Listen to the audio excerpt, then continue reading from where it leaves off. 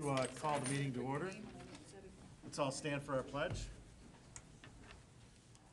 I pledge allegiance to the flag of the United States of America and to the republic for which it stands, one nation, under God, indivisible, with liberty and justice for all. All right, we have the agenda in front of us. Anyone have any changes or corrections to the agenda? I need to add the MTA annual dues. We'll add that as letter G under new business. Any other changes? If there are none, we'll entertain a motion to approve as amended. I'll make the motion that we approve the agenda as amended. I'd support that. Motion by trustee Deland, support by trustee Riley. Any further discussion? All those in favor say aye. Aye. Any opposed? There are none, that motion carries. Moving on to the minutes from the May 6th meeting. Oh, I'm sorry. Could we do a roll call, please? Kuzikowski. Here. Jackson. Here. Rubel. Here. Bowen. Here. Deland. Here. Lopers. Here. Riley. Here. All right, minutes from the May 6th meeting. Any changes, corrections, additions to that? Page 4, just a little item, section D, that says building using it at a church. So I would say as is a better word there, where it says at a church. Okay. Any other changes?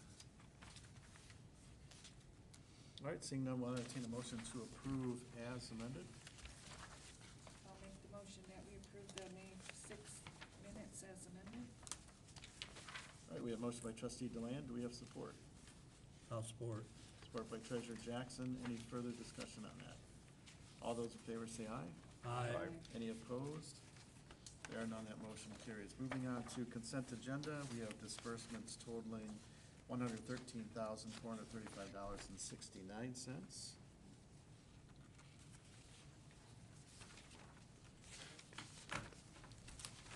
Questions on any of those?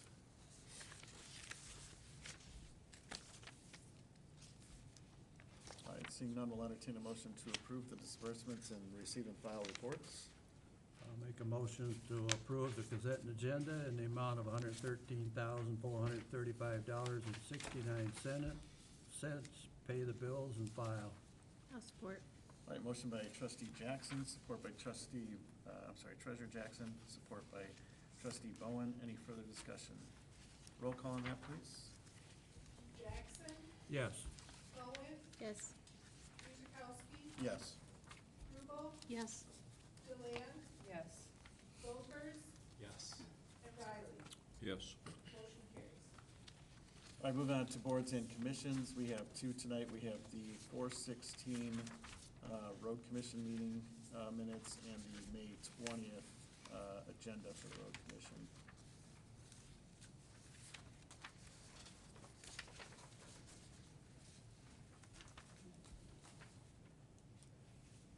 Any discussion on those?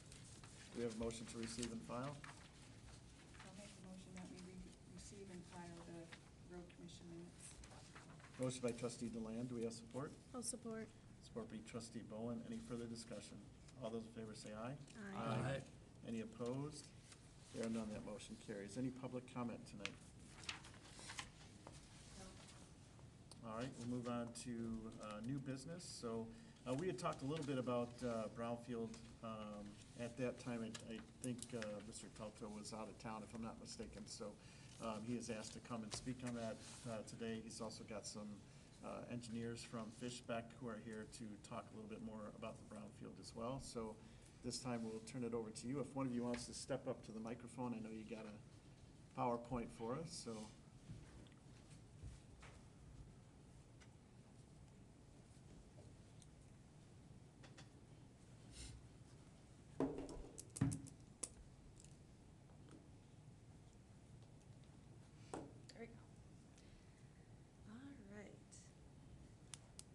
Good evening, everyone.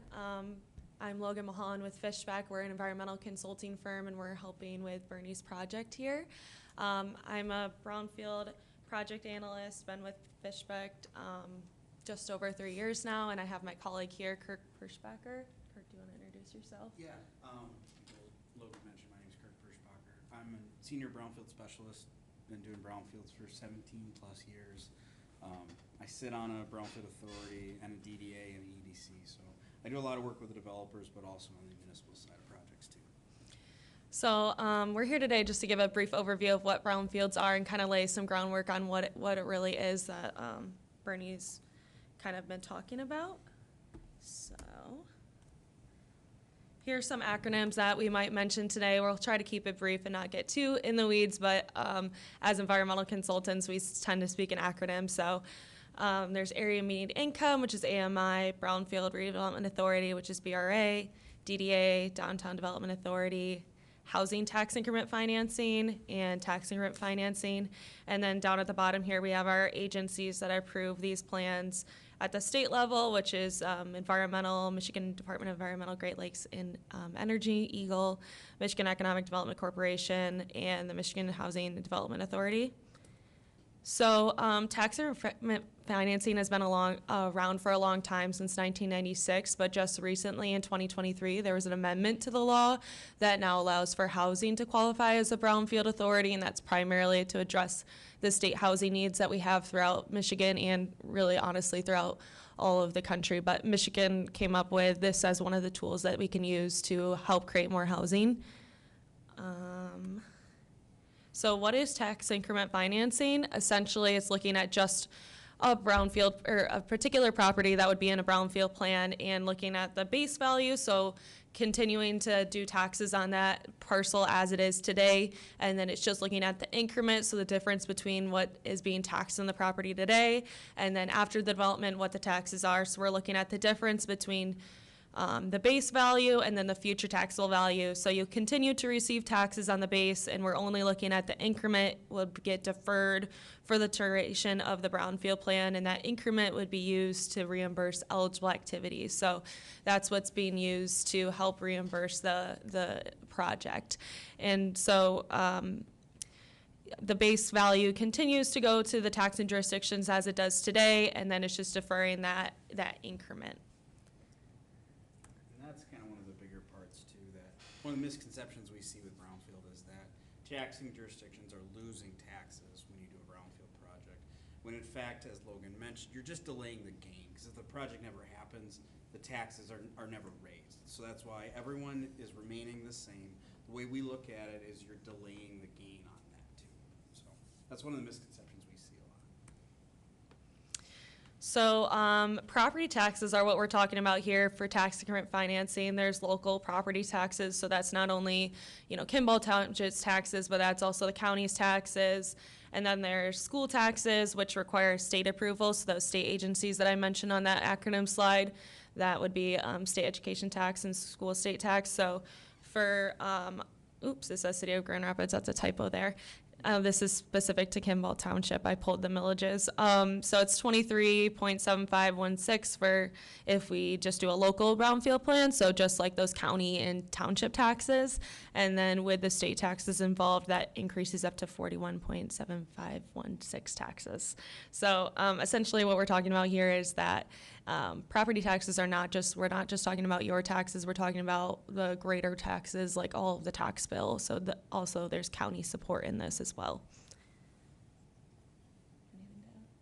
Yeah, and it's just kind of, I think it says up on the slide too, it's no one's losing taxes. It's delaying the gain.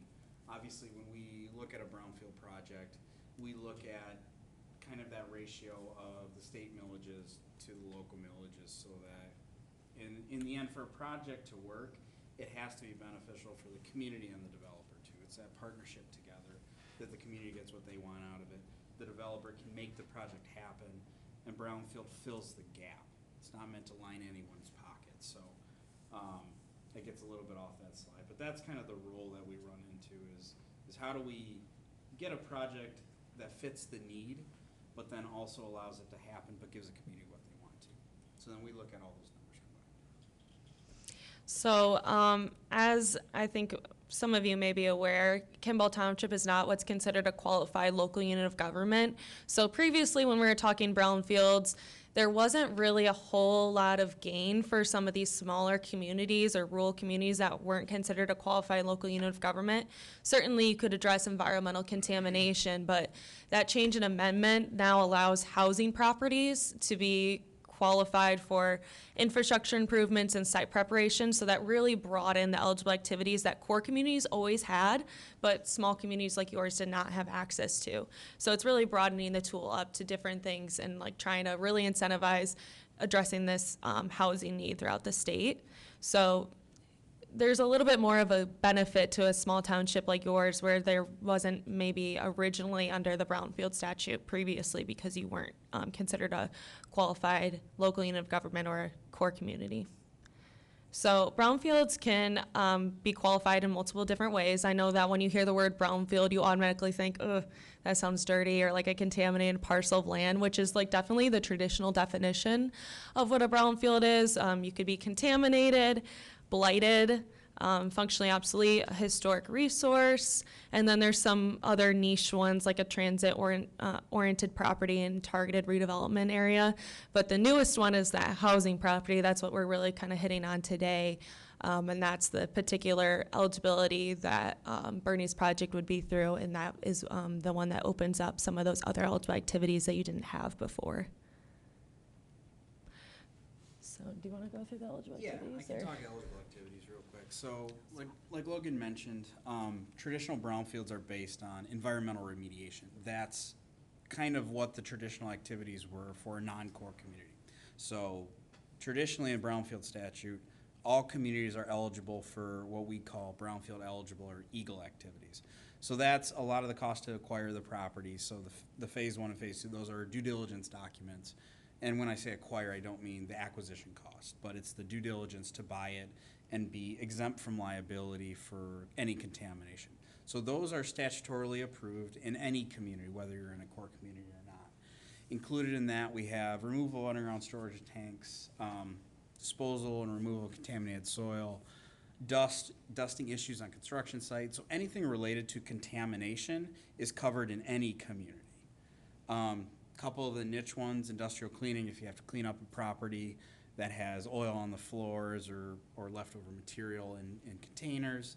If you're on the lakeside, sheeting and shoring, asbestos, low lead, and mold abatement, and testing. Those are all eligible in any community. So we'll go through these relatively quickly. I don't want to waste too much of your time. But this is where it gets important too, especially as we talk about the project coming up. And I can tell you, I serve on the DDA in the city of Hudsonville, and we're a non-core community. And we've struggled with this for many years to get development because we need new infrastructure to build the projects out.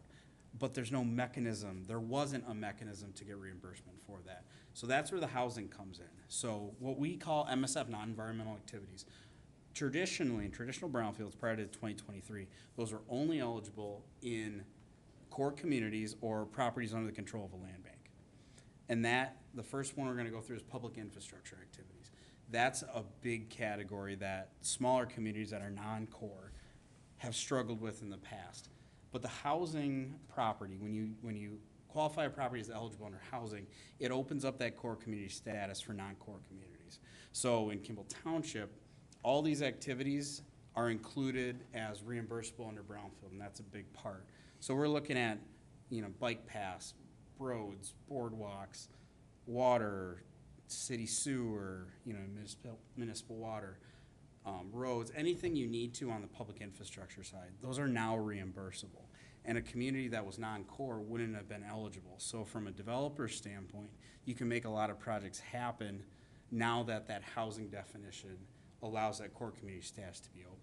So public infrastructure is a big gain, especially for smaller communities. Here's a couple of the other ones. These can be done public or private, but vertical, underground, or integrated parking structures, urban stormwater management. What's not eligible are sanitary sewer leads and taps, private utilities, and tapping fees. So those aren't eligible no matter what. But the cost to put in the infrastructure are all reimbursable in a brownfield if you're a housing property, which is the project we're going to talk about. The other big component of non-environmental is site prep activities. These can be expansive and extremely expensive as you talk about bigger projects. That's anything to think about. It's any property cost you need to get it ready to build new. So whether that's clearing and grubbing, grading, filling, dewatering, land balancing, foundation work to address special soil contamination. So if your building has to be on piles or piers, those can be a reimbursable activity. Geotechnical engineering. All of these activities are needed on any development, but they were only brownfield reimbursable traditionally in core communities.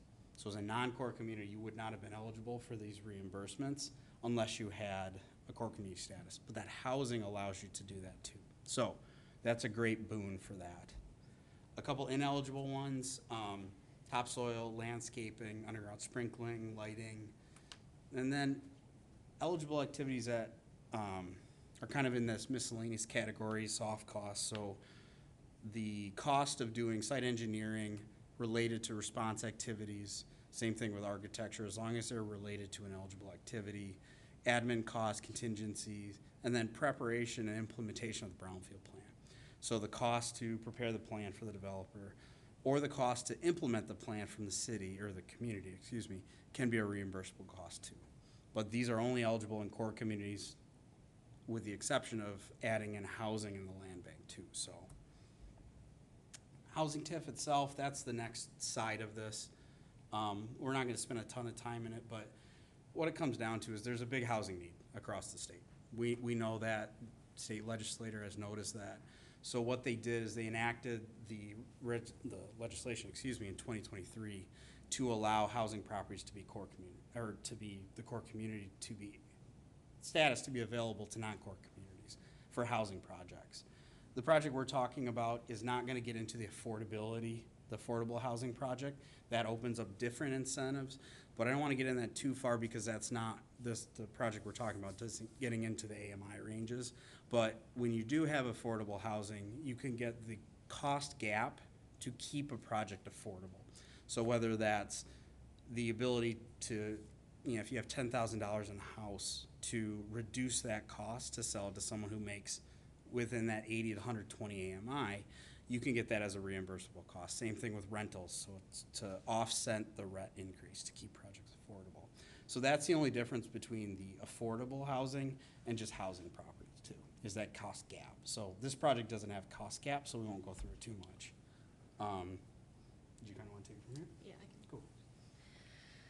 So I think we all know that housing is an issue, but just pulling some numbers, because I'm a numbers person. Looking at some of the construction costs, you can see that the cost to construct is in that $295, $315 range, and then looking specifically at the cost to buy an existing home in Kimball Township, when I was looking online, it looked like it was around the $148 per square foot. So you can see the economics right now in the world between the building to the cost to construct and then the cost of an existing home to buy. It's just, there's a large gap between those two. So why would you want to build if you can't make any money off of it? So that's kind of just the environment that we're looking in, and that's across the state. I just pulled specifically Kimball Township's cost to buy an existing home, just so you can see what it looks like for your specific community. But we are seeing this consistent throughout all of the state, that the cost to construct right now is just not equaling out to the cost to purchase the homes. So I think with the planning side, we have a slide up here, but really what it comes down to is, I think as mentioned, Kimball Township would have to establish their own brownfield authority first.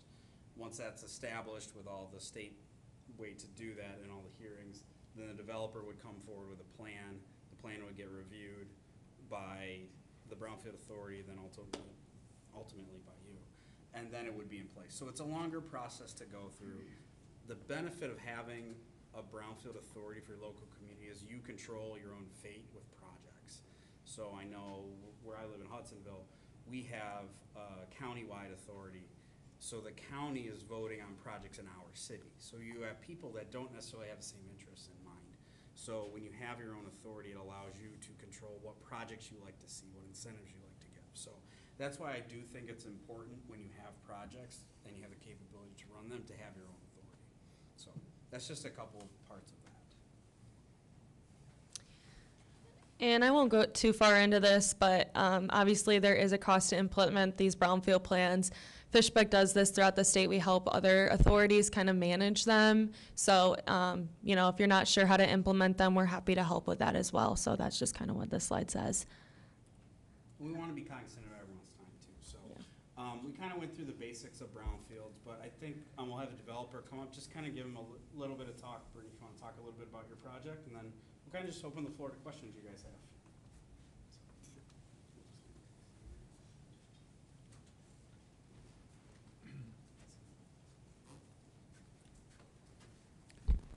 I'm Bernie Teltow. I own the corner of Wadhams and Griswold.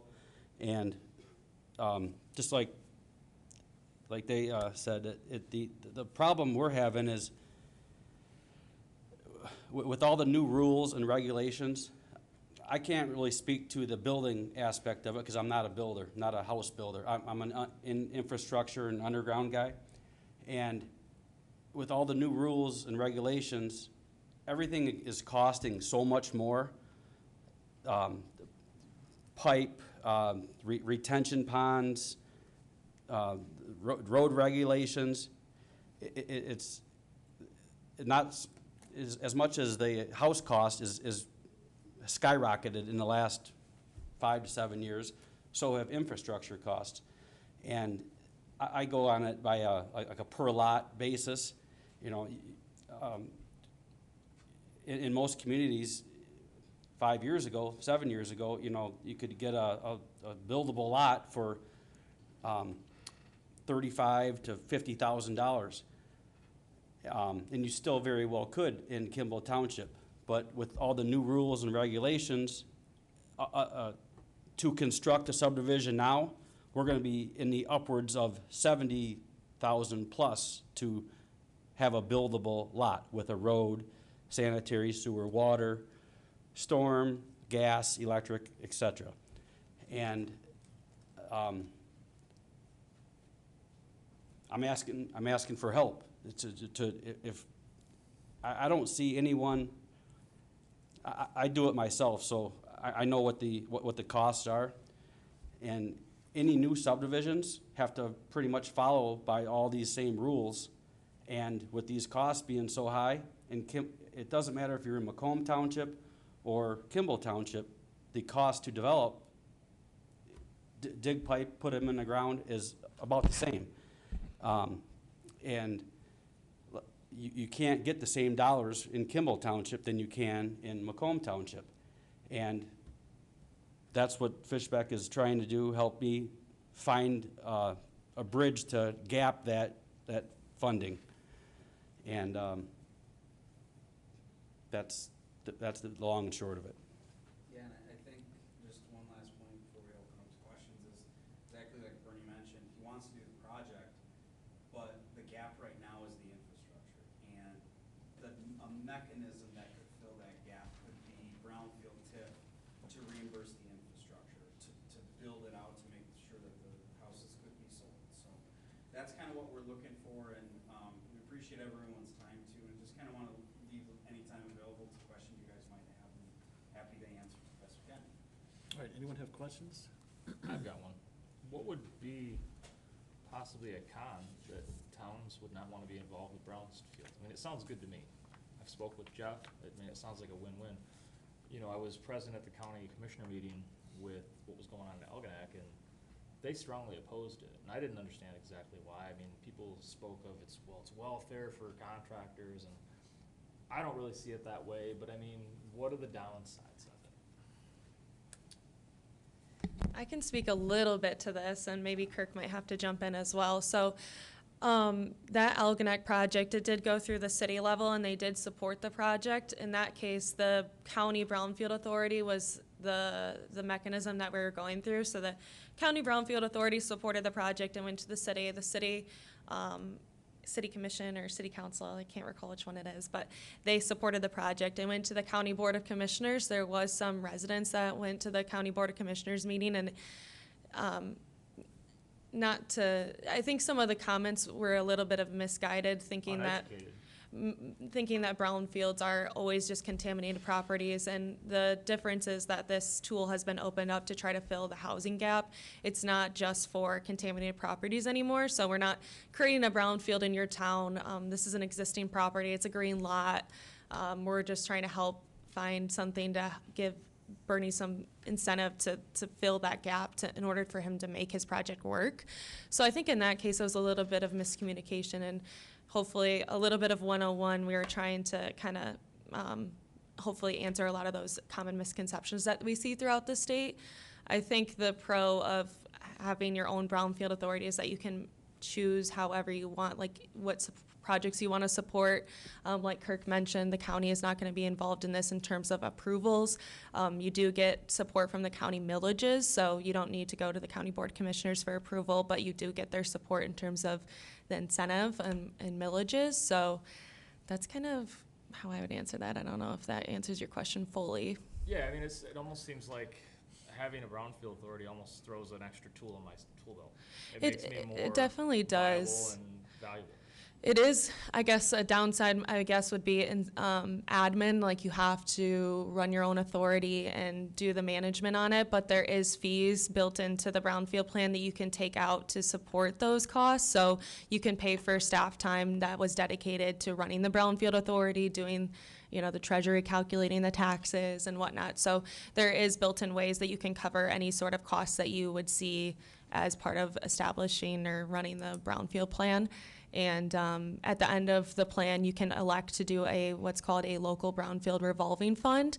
So that is a local fund that you would, as a brownfield authority, manage on your own. And you can collect up to 5 full years of tax capture. So that's built in normally at the last 5 years of a brownfield plan, and that would allow you to have a fund that you can use for future projects. So whether that's, you know, doing it has to be a brownfield site and it has to be for an eligible activity. So there are some rules around it, but it gives you some money to kind of do more projects moving forward. Yeah, and what we see is sometimes people resist brownfields because they think that we're taking money from the school system or the ISD is losing taxes, but that's that misconception, that no one's actually losing because if you don't build it, they don't gain. And it just gives you the toolkit and the control of that. When you have a county authority, the county commissioners are the one approving projects in your community. So if you could have county commissioners from different areas that just don't agree with housing projects. We've seen this. We've had projects killed in Ottawa because of this. Even though the community wants it, the greater board doesn't. So having your own authority allows you to do that. And like Logan mentioned, every brownfield plan has, you know, typically 10% admin fee added onto it. So that helps you fund the mechanism to run it. And that's also why we included that implementation slide. Because some communities will just hire an outside firm to do it for them. And that can be reimbursed through that admin fee too. So it just shows, it can be done. A lot of communities do it. But especially in a community where your local community and your values of your county don't align, like it seems like they're running into right now, that's when a local community, I recommend, take it into their own hands and have their own. When the two don't align. I Would a guess- township of this size, I mean, based off your experience, would it make sense for this community, based off what you know about us, to implement our own authoritative structure? I mean, Kimball Township's 11,000 residents. We don't have a lot of industrial, but does it make sense? Would it make more sense to partner with you or utilize you to teach us how to bring our own authoritative committee in? What I would probably say is it's helpful in the infancy, in the first year or so, to have someone like a Logan. Logan is a numbers person. She runs all that. And then work with your treasurer about how to capture, what taxes can be captured, who to get reimbursed. We've seen this where we've worked with communities that have run their own authority for many years, but then they're not capturing the correct millages or they've reimbursed incorrect amounts. So if you use a little bit of that admin fee to help get you up and running, then we can teach you how to run that. So even a small township, even if you get 1 or 2 projects in your brownfield authority, it allows you to get the project you want to see, but then also some funds to help you in the back end. Would it make us more attractive to other people like Bernie and? I can tell you what here is with what's happened if, you know, with Bernie's project, let's just say hypothetically, you guys decide to have your own authority. Your developer comes in and wants infrastructure reimbursed. The mechanism works, it works well for the community and the developer, and it goes, then you're gonna see developers saying, oh, wait a minute, let's look at Kimball Township. You know, we wanna do projects, but infrastructure is our gap. So as soon as you get that first project going, the word gets out that Kimball Township may be open too. Not that you have to approve everything, but it shows that you're willing to work with it. And that's what a developer wants, is a community that'll work with them. You know, there's a misconception too that Brownfield TIF is a corporate cash grab. You'll probably hear that. It's not lining pockets, you know what I mean? It's about filling a gap, and that's the. I guess I would also just say that it's a pretty risk-adverse mechanism as well, because if he doesn't build the project or the houses never get built, there's not a realization in those taxes, and you have no requirement to pay him. I mean, the taxes have to be realized, and you're not going to go into debt or anything like that. Like, you have to use the taxes that are generated to reimburse them. So if the taxes don't get generated, you don't have anything to reimburse him for. And he also has to provide like proof of what he like invoices and proof of payment to go along with all of the eligible activities to show that what he said was going to be built was actually built. So there are checks and balances within the Brownfield plan to make sure that everybody's doing what they said that they would. So I do have some questions. So, you know, one of the concerns that I had, and I mentioned this the other day when we talked, right now, you know, the cost for the township to service that property is pretty small. Right. You put residential property on, and now all of a sudden my cost of the township increases greatly, because now I have a community of residents that I have to support. And now I'm not collecting the taxes that I would have collected, you know, had we not had a Brownfield. And by the way, I think this is great that finally, I mean, we're not a core community, so our limitations have been just ridiculously hamstrung for no apparent reason other than lobbying by people to legislature to limit it to certain municipalities, right? So, I mean, it's good that this has been opened up to allow for us to participate in this. But that is one of my concerns, is now I have a gap, basically, that I'm not collecting additional taxes on the properties where now I have greater service. Yeah, so there are different ways you can go about it. So you might hear like others talk about splitting the taxes. Typically, that's not allowed under statute unless there's already an existing like DDA that's capturing those taxes. You could do a tax splitting agreement between the DDA and the Brownfield Authority to share that tax increment. If the property's not already in a district, it's not really recommended to do a tax increment split. We've talked to state treasury and they don't believe that follows statute. So kind of a solution that we've been working through and have approved through different plans with the state is a municipal service agreement. So essentially, the developer could agree to pay a fee back to the township to kind of cover some of those services that they're providing to the property that would have been served by the increment that was generated with the taxes, but since it's being captured, he agrees to, or the developer agrees to pay a portion back to cover some of that. Yes, to help offset that. Yeah. 'Cause- Well, another question is, in some of the tax increment funding, municipalities can opt out. So like let's say, I mean, we collect money for drug task force. The drug task force could then opt out of some of those things. Is that part of this, or is it? No, Once we've committed to it, all of those municipalities are in? Yeah, you cannot opt out. Okay. So it's, obviously you can't collect on debt millages, but once you establish your own authority, Yeah. you send out obviously a public notice to all taxing jurisdictions, but they can't opt out of it.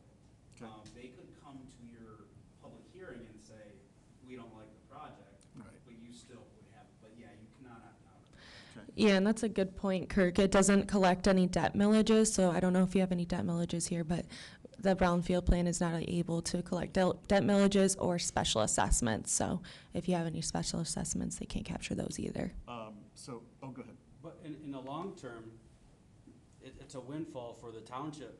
If the whole thing gets developed, it's 50 million plus. We got 174 units. That's not even including the commercial property that $50 million worth of taxes that you're gonna eventually get. Well, I mean, just It's- to be it- clear, we get about 2.5% of that, so. Well, I mean, we're the small potato in the whole thing. yeah, but. So, most residents don't understand that either. They pay all their $2,000 right here, and they think that the $2,000 is coming to Kimball. Most of it We goes get to the about- county, right? Yeah, we get about 60 Yeah, bucks. you get your so, part of it.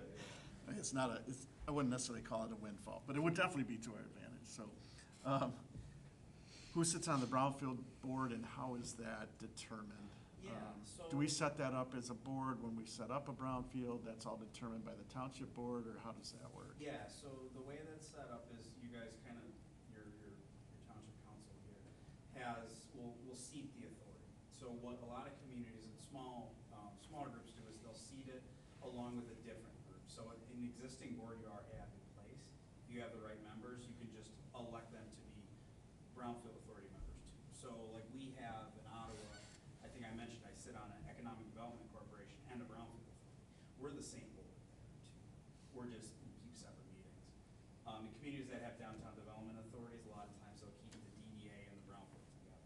So essentially, you can use one of your existing boards, as long as you have the right members that you want on there, and just have them be the VRA also. Yeah, see, I think that's one of the, I mean, to me, that would be one of the challenges, right, for us. It's tough to get people to serve on boards. And those of us that already serve well, we're pretty busy, right? So, it's hard to add to that, but that's good to know. So I guess, one of and I think, Bernie, your intent is to use it to help offset the cost of infrastructure, which is one of the eligible costs. The problem is infrastructure goes in first usually, right? I mean, or the majority of it. And the majority of your cost is gonna be up front. So as far as reimbursing from the tax dollars, we're not collecting those tax dollars until further on down the road. Either am I. Right, well, that's what I'm saying. So in the end game, are we gonna would the Brownfield get invoices that are like maybe 10 years old? Because at this point, we haven't raised enough revenue as a Brownfield to pay it out? How does that work? And, I mean, what's the finance mechanism of all that to make it where it's gonna work for him? So, Bernie is taking a risk, he's fronting the capital to build the infrastructure.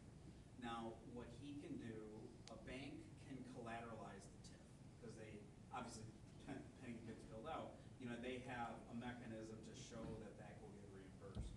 But what Bernie would do is once he builds the infrastructure out, and Logan does a lot of this for communities, is he'll submit a package of his invoices at one time for everything, combined for all of his activities.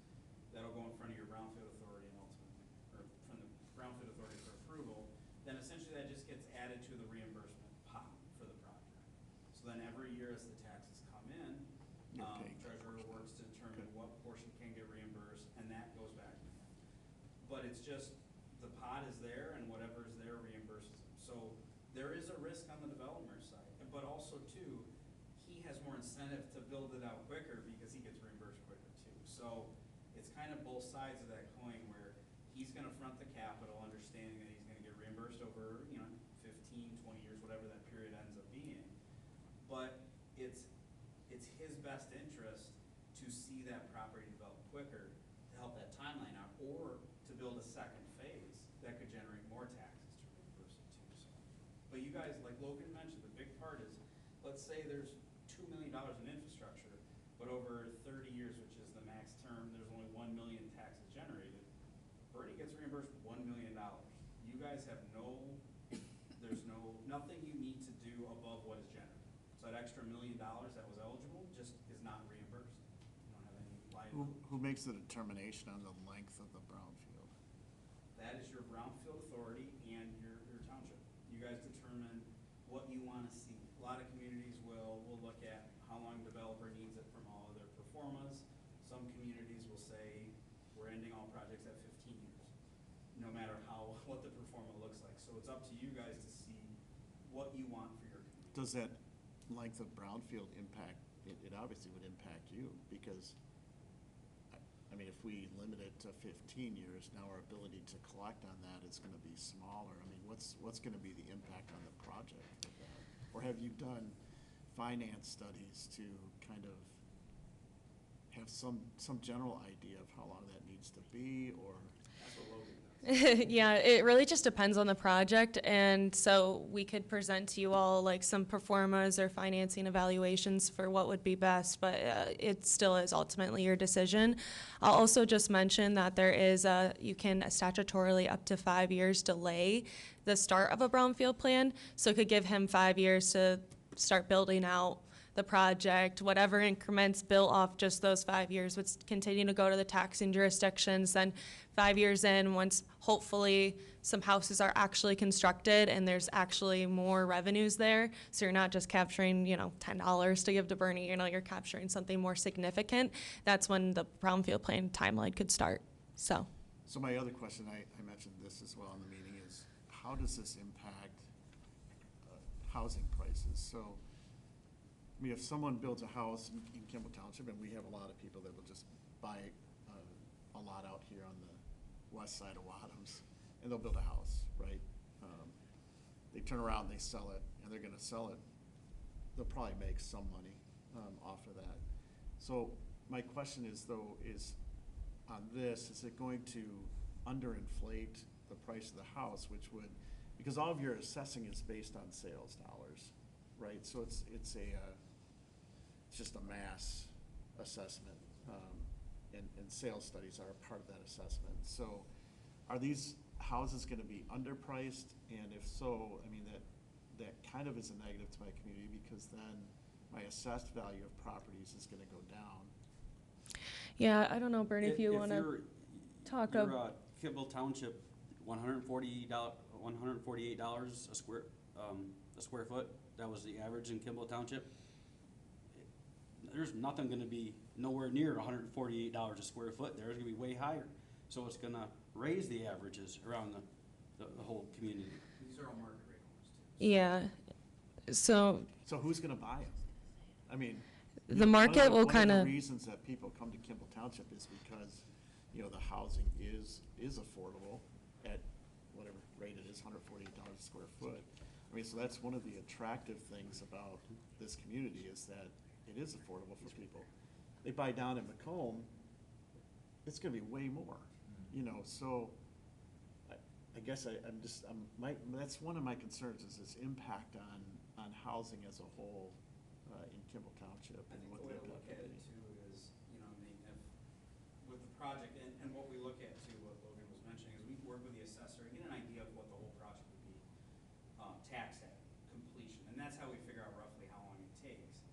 But what Bernie can do, if he can keep the infrastructure to get reimbursed, that helps his performa to build the homes, but he has to build them and sell them at an affordable rate, otherwise, like you mentioned, they'll never get sold. Right. So he can't build them too high, but the offset of the infrastructure allows it to build them at what the market can bear. That's the goal, is it offsets, so he can build them for the price people in Kimball are willing to buy them. I've got one. You probably know this, Bernie, and you might too, Jeff. What is Body selling his houses for? Because those are filling as fast as they sell them. I heard some of those houses are going Jeff for could 300 probably speak to that better than I could. So I'm Jeff Frazier, I have a company we're actually in St. Clair Township, I own a couple houses, in the area. My family's been here for over 100 years, so long story short is Bernie's, or his property, what we're shooting for like 12 to 1,300 square feet, 2-bedroom, 2-bath, they're duplexes, right? I think everybody's probably seen the print. They are, and then a single-family road. So when you really look at it, it is a traditional duplex retirement community, right? That's our goal. We're shooting for a price point, depending on what the land comes in. So our deal is, he's developing it.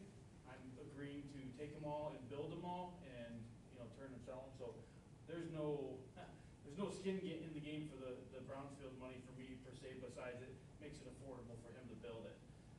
We're shooting for price points of between like $290 to $310, depending on what we're putting in there. So they are, we're looking for people that are looking to downsize, get into a smaller house, less maintenance. There will be, the way this is being developed too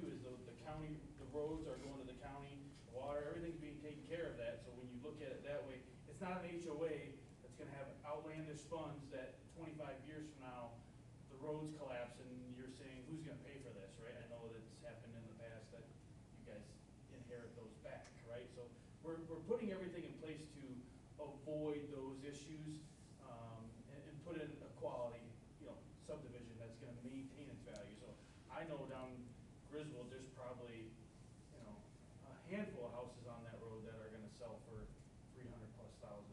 So the idea, it's going to enhance it, and I think it will quickly, and the hard part about it is he's got a year from the day the first shovel hits the ground, and there's, depending on how they sell, there's 5 to 7 years in there, 174 units, right? So if we can cook along at, depending on the phases, because he's got, as fast as I can sell him, I gotta put the money back in his pocket so we can start the next phase.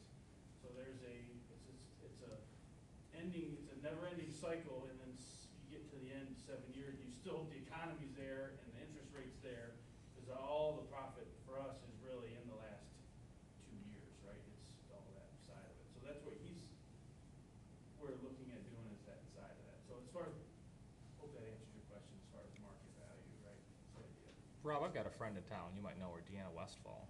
She moved here. She's literally sold 6 homes and transplanted all 6 families from Macomb, Wayne County up here. And I know over 20 people that are coming from Wayne and Macomb and Oakland County because they're sick of the hustle and bustle. And that's the crazy, like all those houses over that Horace built, those are 1,540 square feet on a postage stamp lot, and they are going from anywhere from 320 to 340. There's a couple in the back that have sold for over 400. With their tax assessment, the Marysville taxes, they're paying $8,000 to $9,000 a year on taxes on those homes. So that's the other side of it. Like, that's not a 1,500 square foot, bigger than a starter home than when I was younger, but to say it's. Those are the same people that call me and say, hey, no one's picked up my trash yet. So. Yeah. None of them live in our area. They are Right. all from Macomb. There's none of them, they're all being transplanted. They're not from here. And that's cheap. That's cheap to them. When you talk I love about it, yeah. That's cheap. Anyone else have I know you questions? mentioned body construction, but what other subdivision have you seen in Kimball? Or not just Kimball, in St. Clair County as a whole? There's not been very many new subdivisions in the last quite a while. Craft Road, that's it. Provincial? Yeah, that's the newest one. That was 2008, I built that. And it sat empty for a And while. it's still, because they're trying to put $450,000 homes in there, and that's not, it's It's too got much. Building code regulations on how the pitches of the roof go, and yeah, I know. Other questions? So if you did not go with the Brownsfield, how much more would it increase the homes? I probably wouldn't do the project. Okay. Because you wouldn't be able to speed it up as fast. Wouldn't be able to No, see Yeah.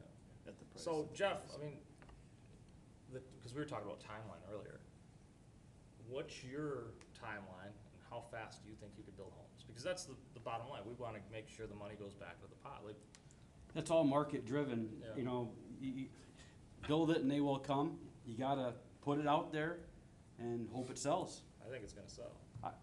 I think so too, but we gotta get there. I'm at the 98% with all my engineering and approvals. I'm like right there. And I'm still gonna get all my approvals, but I need some help. I need some gap funding to help get me over the hump.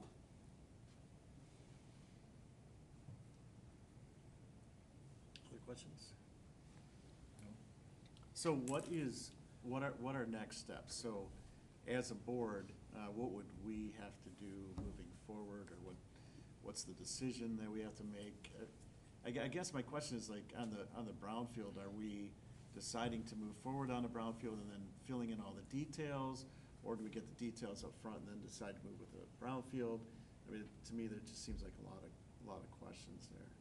There's a lot of moving parts to it. What I probably would recommend as your board here is to determine if you want to have your own brownfield, is the first question outside of this project. And if you do, then I think we can work in conjunction to help it get set up and then have this be the first plan decide that you don't want the hassle of Brownfield Authority, I'm pretty sure this project probably will die because of the county.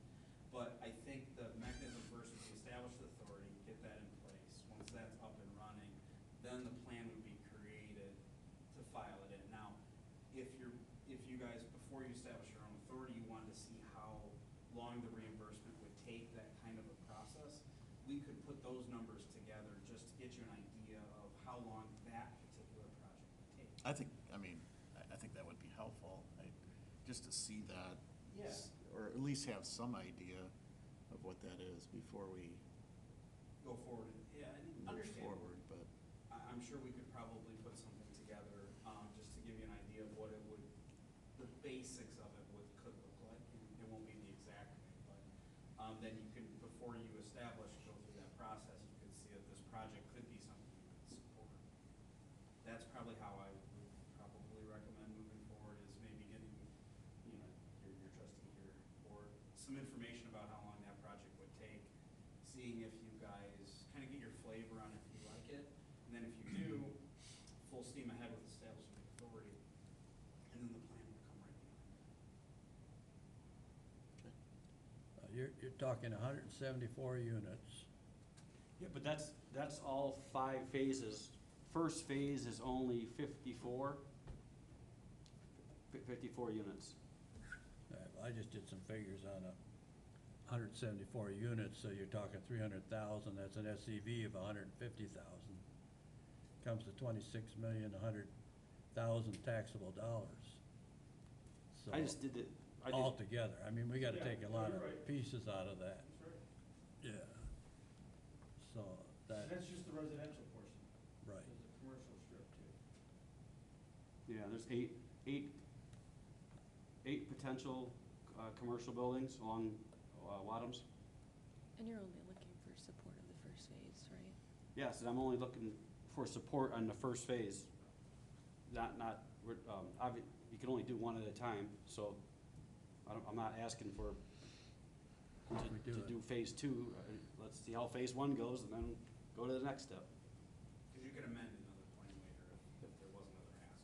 But at least this would get that ball rolling.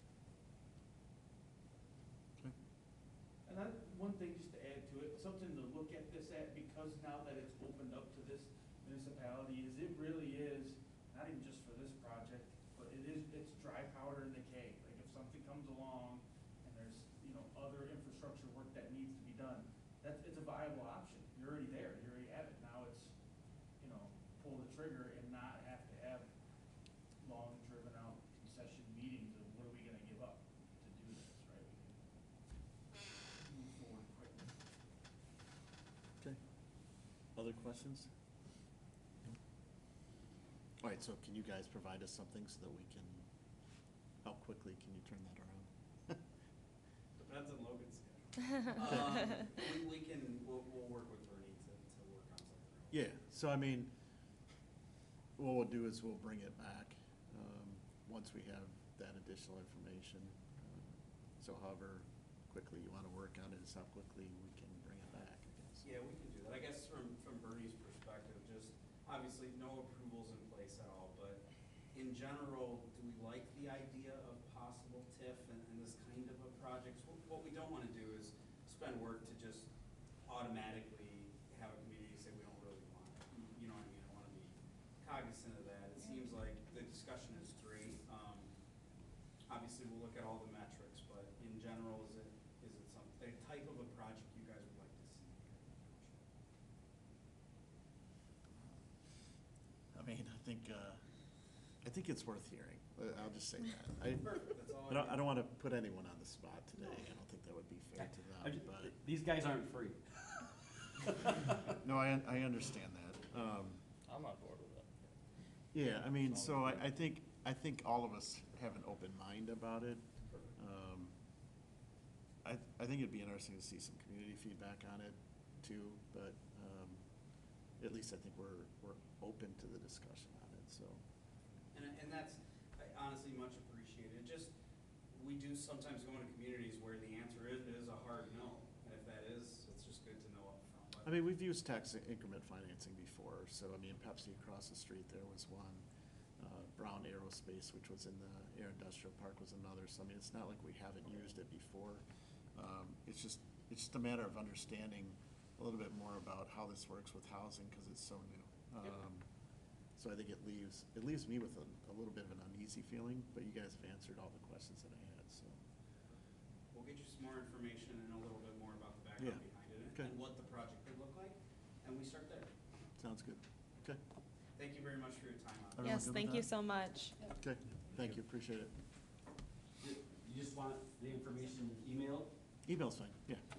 Yep, to you? yep, that's fine, yeah. Thank you. You bet. All right, move on in the agenda to new business item B. We have the Wales Township Fire Agreement. Treasurer Jackson, you worked on those. Yes, that's for 1 year, for 2 miles or 12 square miles in Wales Township. Based on 80 calls that was taken to that area last year by our fire department. It became 5.51% of the calls of our total calls. And the cost of the fire department was $692,157.16. So just putting that all together is where the $38,137.86 comes from. It's just, everybody's paying their fair share based on how many calls we had to take to those specific areas. Any questions on that particular one? I know Wales Township had discussed increasing our territory. Are they staying with what we had before, or?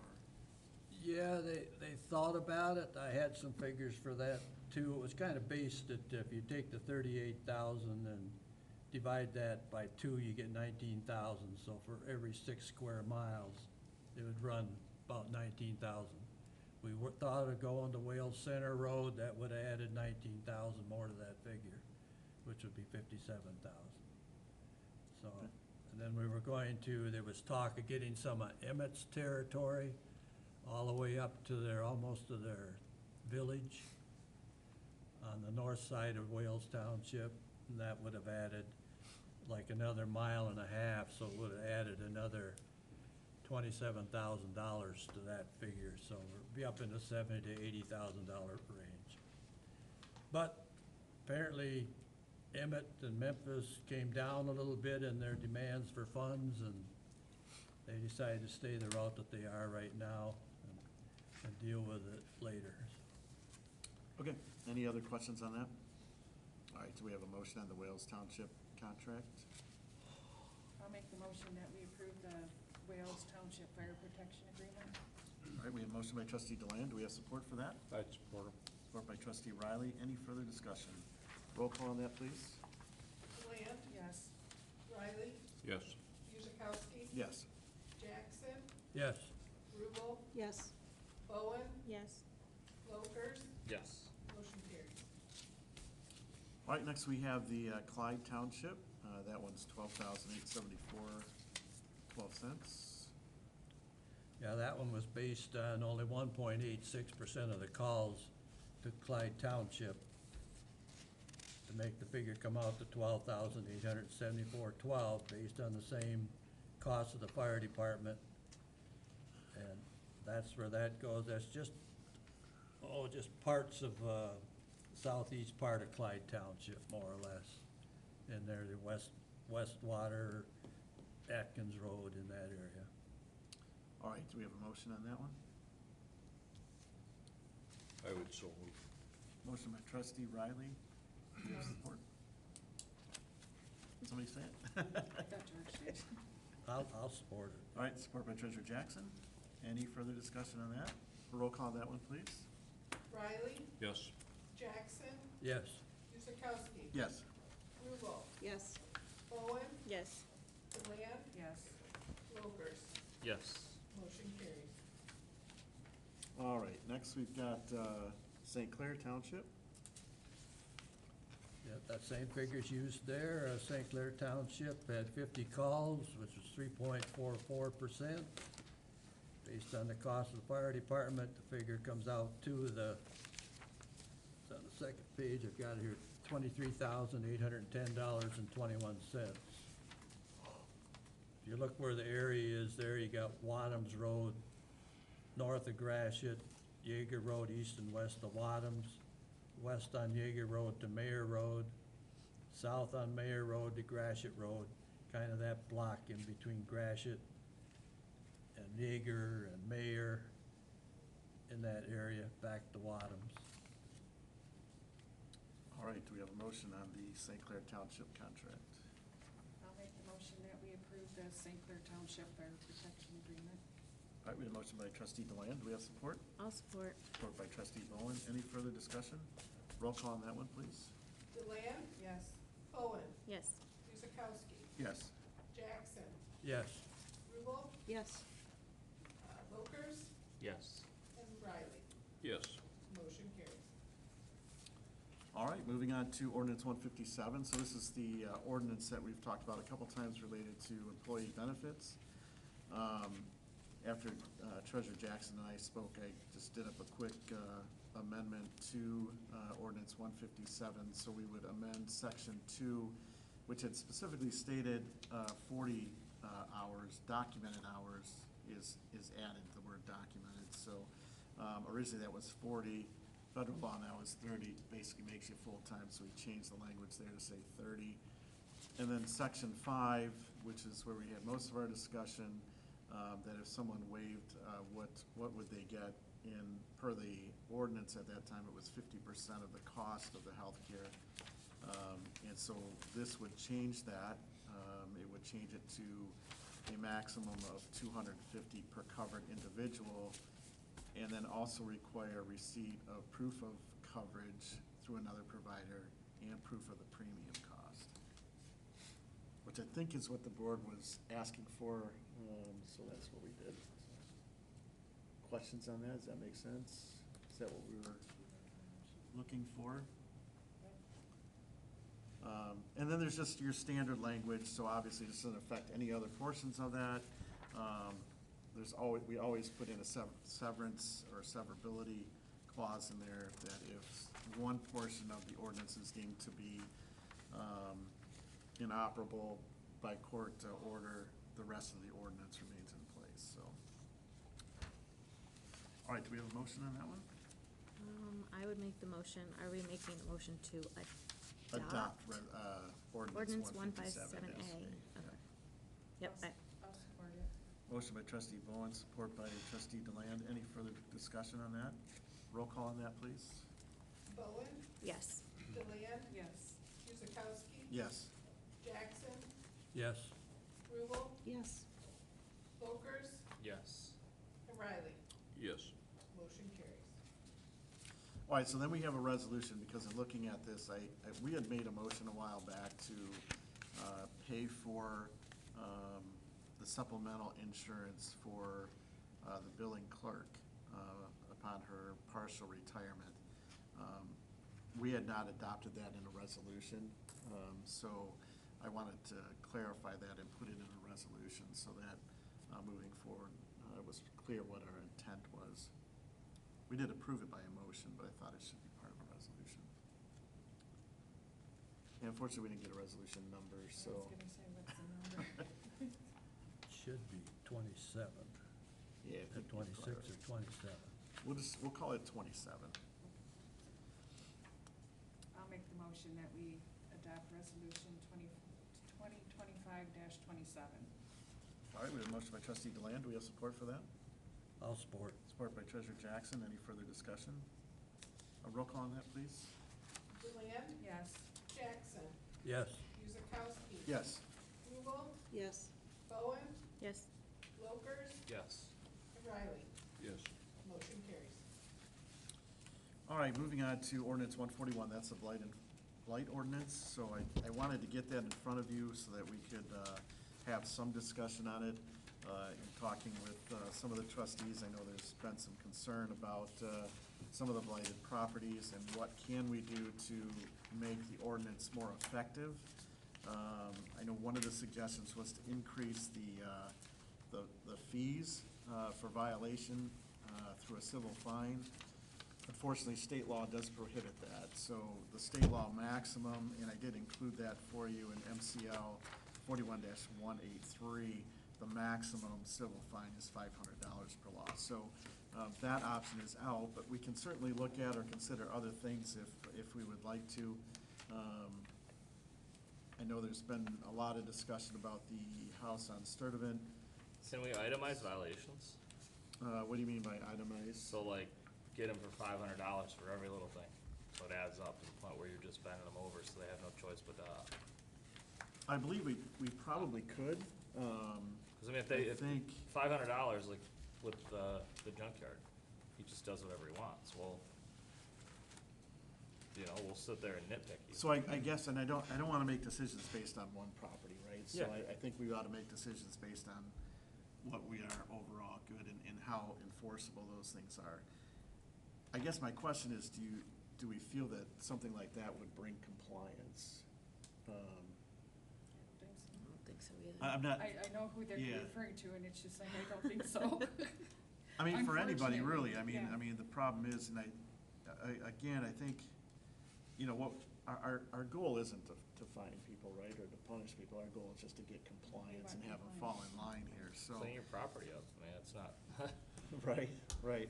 Well, we run into it quite a bit, so it's not Well, like. you yeah, know, people think cause the they live in thing the that- country, they can be bums, and it's just Right, not. Yeah. so, The thing that really disturbs me is the people that are living proper, cleaning their yards up, Sure. cleaning up the house, and they're paying taxes, and we're representing them.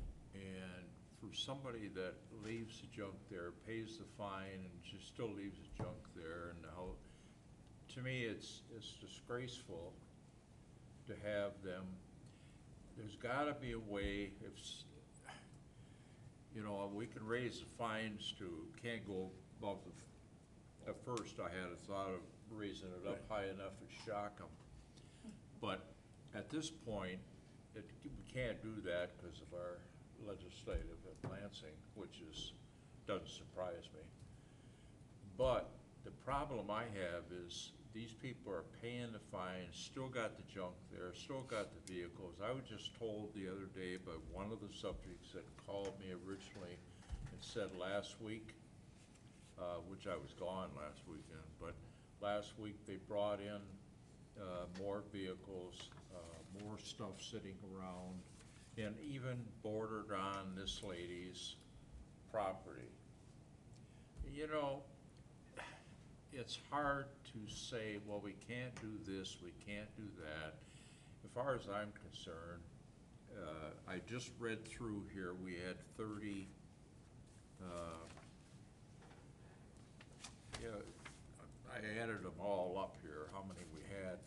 That was the ticket issued, letters sent, and all the, you know, maybe they pay the fine, maybe they throw the letter in the basket, but we gotta get their hind end in court and have the judge say you got 30 days or you got something to get this cleaned up and repaired. And if they don't, I know I would not be in favor of, we spend a ton of money of Kimball's from other people that live here to go in and clean that all up, you know, I mean, that's ridiculous. That person that is causing the mess is responsible for cleaning it up if he wants to be in our area. The one guy's got a junkyard. I questioned, you know, how much he even pay for a license for that, if he even does. And even if he does, and he doesn't clean it up, he wants to live like that, that's fine. Then go pick on some other township or city. But I can't sit on the board here and just, it's hard for me to believe that people want to live that way. It really is. It's disgraceful, and it's not fair to the other people that live in our township or neighbors that pay taxes and live there, and they're looking at that every day, and nothing's being done about it. And there's gotta be a legal way that we could put teeth in it, and I think our attorneys have gotta step up and say, okay, we've looked into this, and here's the 3 things we can do, or 5 things, or whatever. You know, and if the guy steps out of line, then jail him. But somewhere, we've gotta put some teeth into that they know we're not gonna tolerate that in Kimball Township. They don't do it in other townships to the extent they are out there. I was just shocked when I drove around those streets and looked at those areas. That is disgraceful. And if I was a neighbor who lived out there, I'd probably be pounding on the guy's door, and then he could call the law for me. But it's disgusting to think that people wanna live this way, and they don't give a rip whether you like it or you don't. And what goes on in the nights with all the traffic going in and out of these places? Could it be some other drug problems going on out there? That could be too. And I intend on sitting down with the sheriff and asking questions about a few things that are going on and get a little insight on the law side of it. I think our attorneys, I know them, I think we could certainly talk to them and get some answers from them, and then roll on with the steps 1, 2, 3, right to court, and let the judge, and I know the judges, and I know we can get some kind of results from them, and it won't be in favor of the guys making that mess. I can say that the judges have not always been in our favor. 100% can say that the judges have not always been in our favor. Well, sometimes the there's judges a lot have to of- be educated too. Yeah. So, one of the properties is right over on Range Road, and it's a little piece of property. And it's kinda like on a creek, and they've got dogs and chickens, and it's just a young couple, they got young kids, and I see they did move the motor home, you know. Yeah. So that's one thing, it's like, oh wow, the motor home is gonna be probably using it for a chicken coop for all we know, but we as a society have too much stuff. I don't know if you've noticed, like, all the new construction around is storage units. Yeah. And some people are eccentric, they don't like to part with their stuff. But like the one here, there's, I don't know if you noticed it, but the same address is on here 4 times. He's got 4 tickets right over on Allen Road. And the house is in disrepair. I've been at, our friend's lives right next door, they just built a beautiful new home, and there's raccoons on the roof. Oh, the There's Stoney's like house? Stoney's house. Yeah. And it People live in that stinks. house? No, the man is living with the niece now, it smells, They he's did, though. hoarding food, and, but he's on here 4 times and he just pays a tip, he's 70-something years old. And what point, you know, the roof is falling in, I know a few years ago, on my road, they did an unsafe, structure, and they tore the house down, and it looks pretty nice now, it's a new building. But when do we quit issuing tickets and deem it a condemn it? I do know Neil, I talked to Neil today, and he said out of these 13 addresses that you have, actually, there's really 9 Yeah, here. He just received a word from the court that he's got 6 that are going to court. Yes, what was that? There's actually 9 addresses on his list of 13, Yep. if you Yeah. bring it down, and 6 of them have court cases, Yeah. dates set up. So, but I'm just, Well, I think it's, in Neil's situation, and I said the last meeting, and I say it this one, I have nothing against anything that Neil's done. All I'm saying is that, maybe, I know some of the people that are in these areas are hesitant about making a big issue with some of these because of retaliation. I get that loud and clear on some. And I understand with some of the clowns we got out here today. But I think it's time that we put our foot down, and I realize that everybody, I think, agrees with me on that. But, and Neil's doing a whale of a job. If you just go through and look at all of these, I don't have anything to do with that. But I think he's got enough building business that he's doing, and permits and set and follow-up, I think. That's why I suggest maybe we get somebody, doesn't even live in our township, that can come in and knock on doors and, you know, but irregardless of how we do it, we gotta put some teeth into whatever. Okay. So I guess my challenge for you, and I will talk to the attorney and see if he's got any recommendations. But I would, you know, I would encourage each of you to look over the ordinance and come up with some ideas if you want to. Because all we're doing is we're just carrying out what's in the ordinance, right? So, So, I mean. just as one address, Rob, we can only issue one ticket a month, every 30 days, is that how? Well, that typically is? what happens is, we take the ticket, goes to court, right? Right. And then the judge usually gives them 30 days to 30 clean days, up. then we give them another ticket. Then we go back, we give them And do it another again. one. Do it all over. So- And do we collect like court costs? So a too, like, portion of that we gotta ticket pay comes Neil to do back it. to Kimball Township. More over and above the ticket? No, less than the ticket, so the court is gonna keep their administrative costs, and then we get the balance. So we're not really. I mean, we're definitely I not mean, making gotta money pay on it. Neil and he's gotta go to court. Well, you know, I did a lot of court work over my Yeah. years, Mhm. and you'll end up getting the cost of the filing, you'll get the cost for the server, you'll get the call, that can be added in, and the judge will give you that. So you're not making money, but you're covering costs, what you're doing.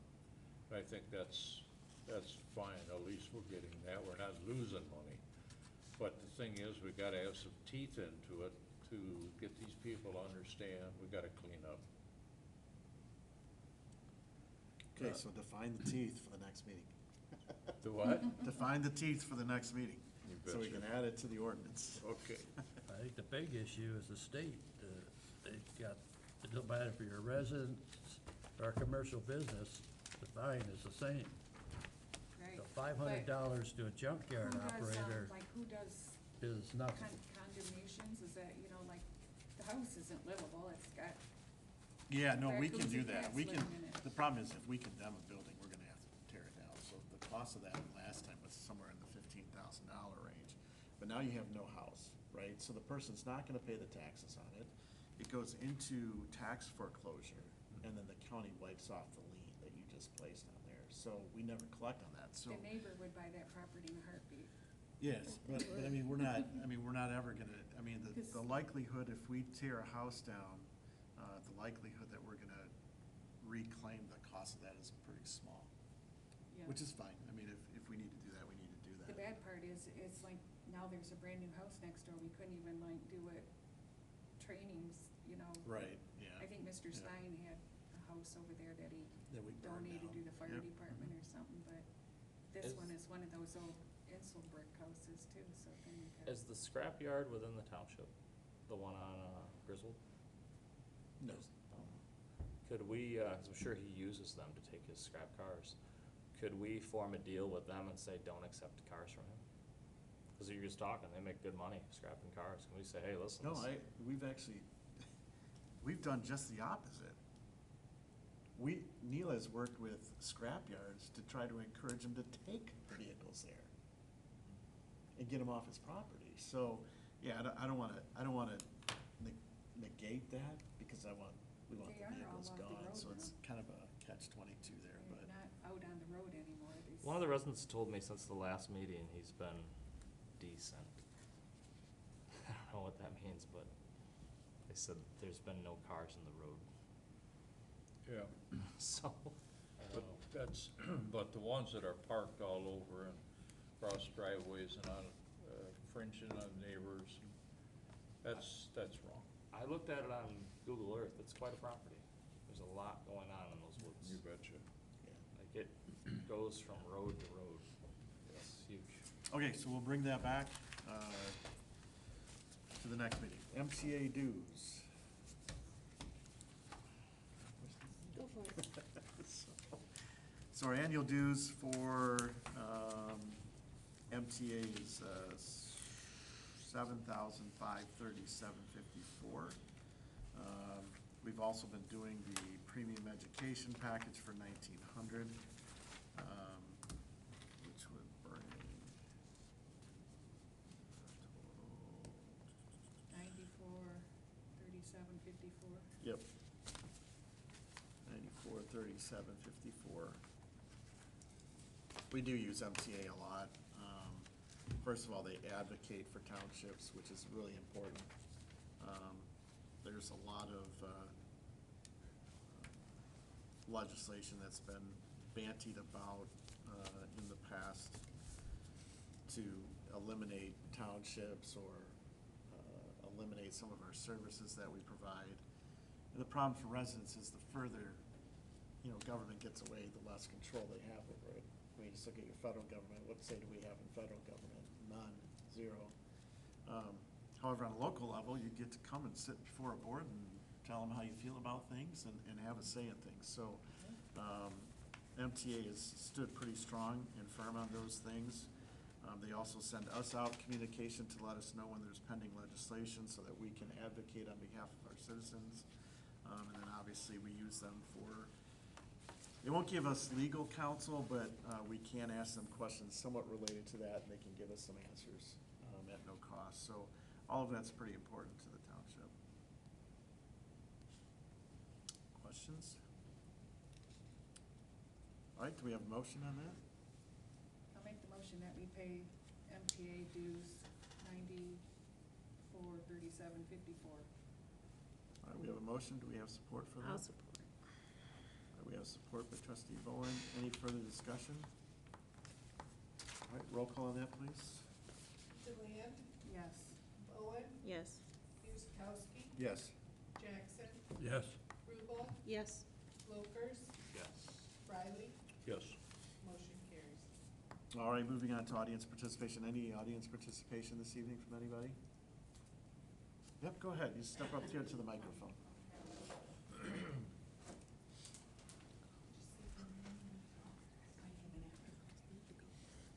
Hello, my name is Tricia Bentz, and my address is 1350 North Pine River Road. And I'm here to ask the board if they would allow me to keep my kennel license.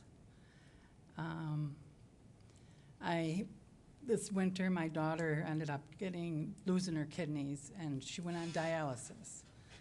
And through all that, it was at Christmas time. And then I had a friend come in and help me because she lost her eyesight at the same time. And she lives right next door to me at 1342. So what would happen is we have 2 dogs in the house, and my husband would always let them out in the yard when he's in there. And we had a friend, when I couldn't be there, she was letting them out, and then she'd go out in the back and take care of the kennel dogs, and didn't realize they were running, like across the street, going across the street.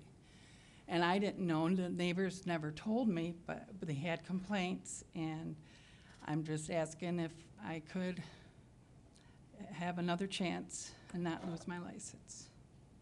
Okay, have you come into the township office at all on that, or no? Yes, I brought a letter in to Neil. Okay. I didn't know if you guys received that. Yeah, typically we don't, but Okay, I can certainly follow up with him tomorrow. Okay. And we can get back to you. Do you have can you just leave your phone number with the deputy clerk? yes, And I'll call you back tomorrow. okay. Thank you. 348. Mrs. Sherlock, did you have something to say? Oh, I thought you raised I your hand. thought she did too. Okay. When are they gonna start graveling the roads? It should be, so I know they're supposed to be starting soon if they haven't already. I don't know if they're starting with Kimball or not, but they are starting that process here pretty soon. But I talked to, So far, we're holding out. okay, I talked to Clint last week. We're holding Yeah, out. all right. I think Wales Township got some on Palms Road. What?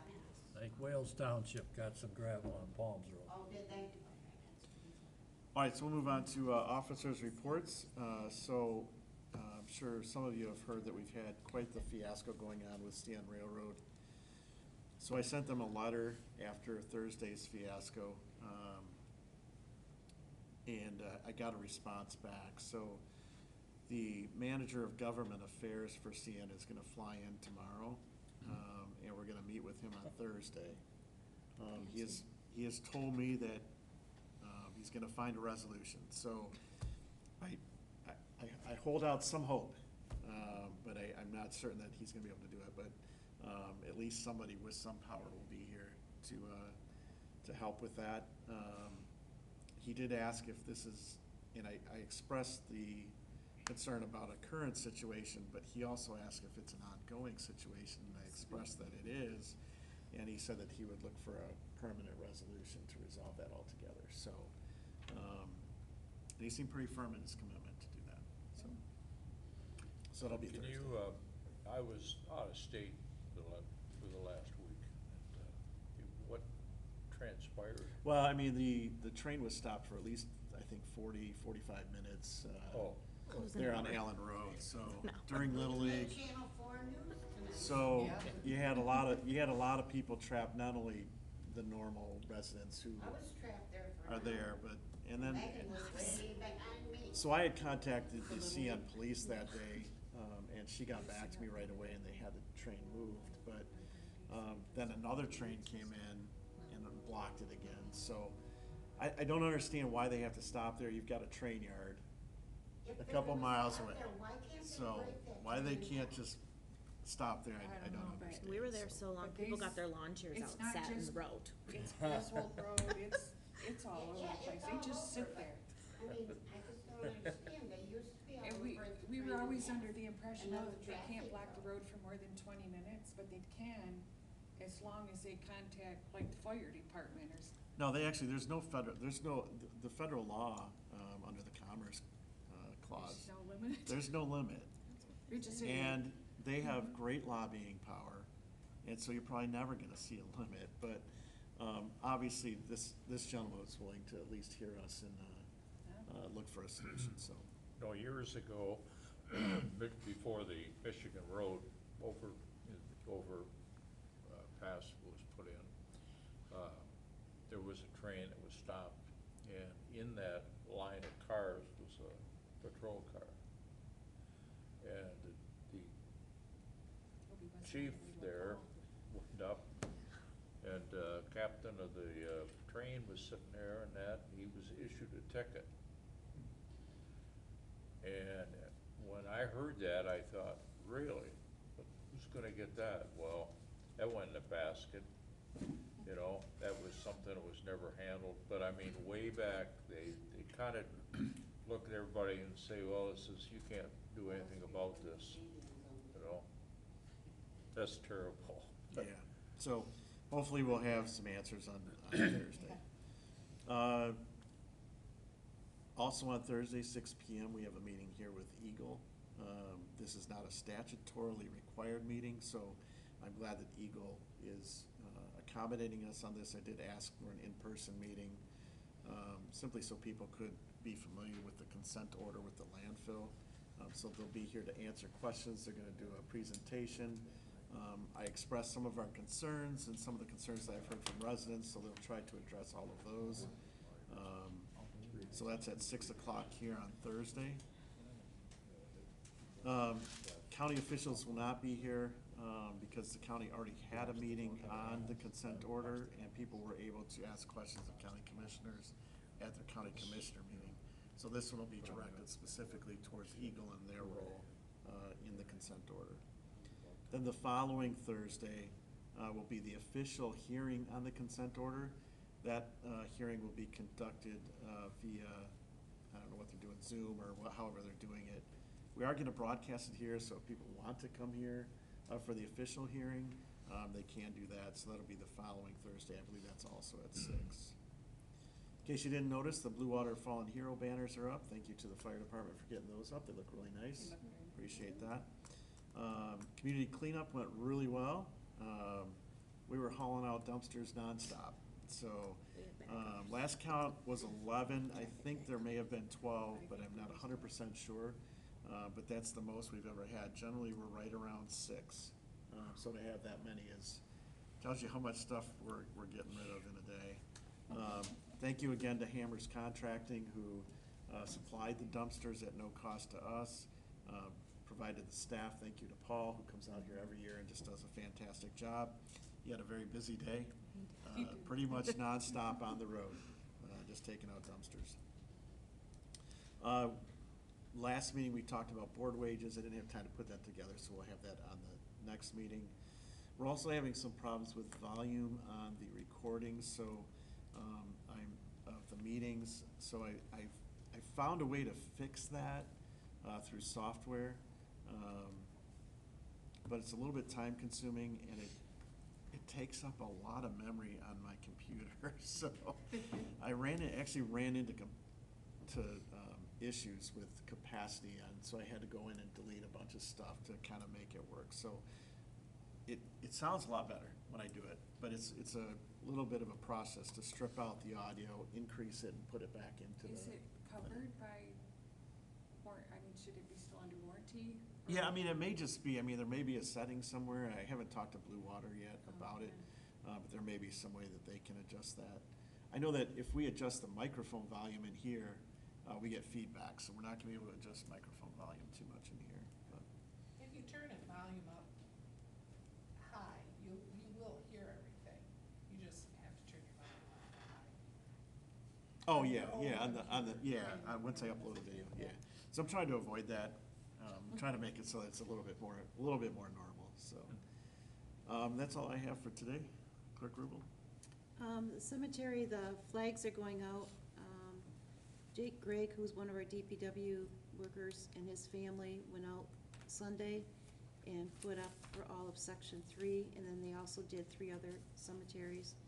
And then Cemetery Board and the Fire Auxiliary are coming in tomorrow, and they're gonna be doing Section 2 and Section 1.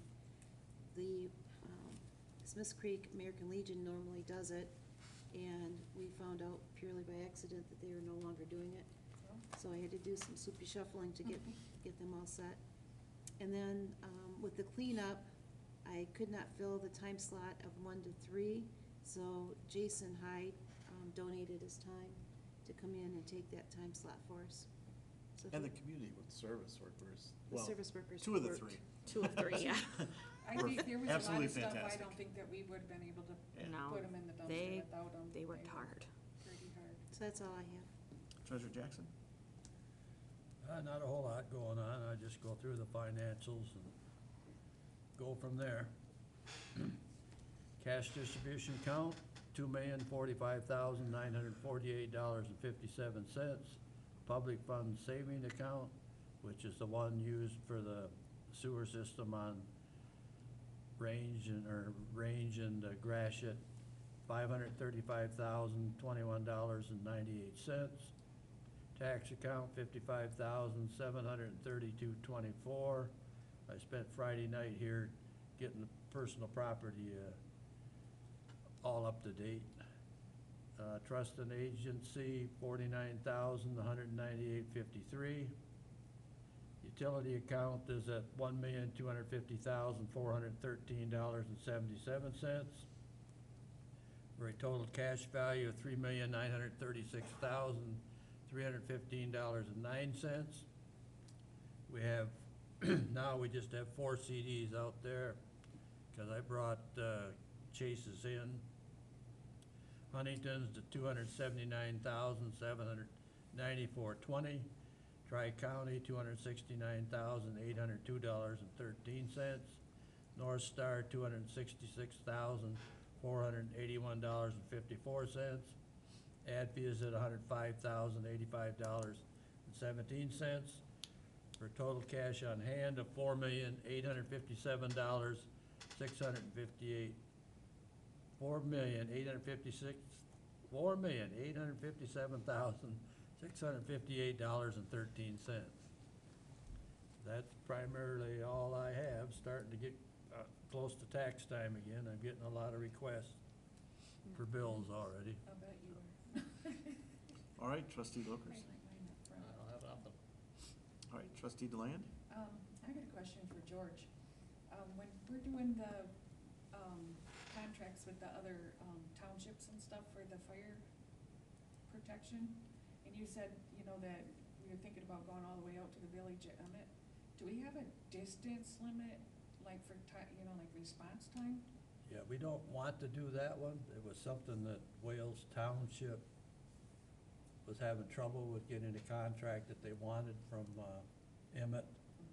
And so that was thrown in there just in case Emmett wasn't gonna back down or whatever. They must have backed down and did something to, Yeah, I was just wondering, we get going out there too far and we can't respond fast enough, if that Right. opens us up to liability or yeah, something like that. that was one of the sentences put in there, that the response time would be less. They even talked about maybe Kanoke Township Fire Department taking that. Okay. If something, they were having troubles, Yeah. I do not know exactly what it was.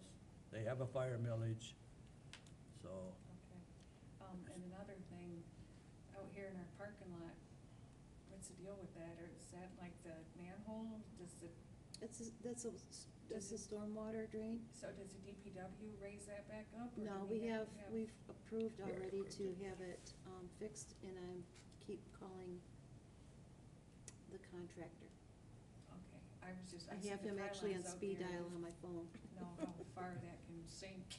Yeah, that's Okay. why I had them put the pylons up. Yeah, okay.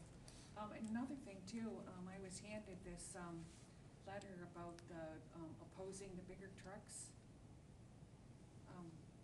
for the roads. I don't know, Michelle gave it to me, I don't know where, did you give it to me, or somebody handed it to me when I was picking up my, agenda packet? But, I don't know if they're trying to get it on a ballot, or, to limit the weight on the trucks. Are we doing anything with? Haven't seen that. Is that something put into your mailbox? Yeah, it's got water damage, but I'll leave it if anybody wants to look at it. It's interesting, I wonder where it came from. Yeah, Coalition Against Bigger Trucks. So I was just No, wondering. definitely not me. Because you were on vacation, so. I was not Okay. here. And we can make a copy of it and get it to everybody, so you guys can be at least Yeah, aware of it. I'll just leave it. Yeah. and I think it got wet here. go sit by the Blue Water Bridge and watch it fill up both ways. At night, you got beautiful lights. All right, anything else, trustee? No, Bowen? that's all, that's all. All right, trustee Bowen? I just had a question about the park bathrooms. They're never open. Like, what is our time limit on those? Like, when we're there for Little League, they're never open. All right, I'll talk to Dave about Okay. that. That's it. That's all I wanna know. All right, trustee Riley? Nothing tonight. All right, if there's nothing else, do we have a motion to adjourn? I make a motion to adjourn at 8:09. She was You on guys are that. fighting over it. I'll support. All right, we have motion, we have support. Any further discussion on that? All those in favor say aye. Aye. Any opposed? We are adjourned. You say that you have to clean them? No, it just never open. Cam's afraid of a porta potty. When you can be outside, but not when there's a park full of people. We made one today. 12:30? So I gotta do it cemetery. Really? Ow. You're like Batman. Investigation. No one would ever see you I'm coming. thinking about how. You're like Matlock. I had to use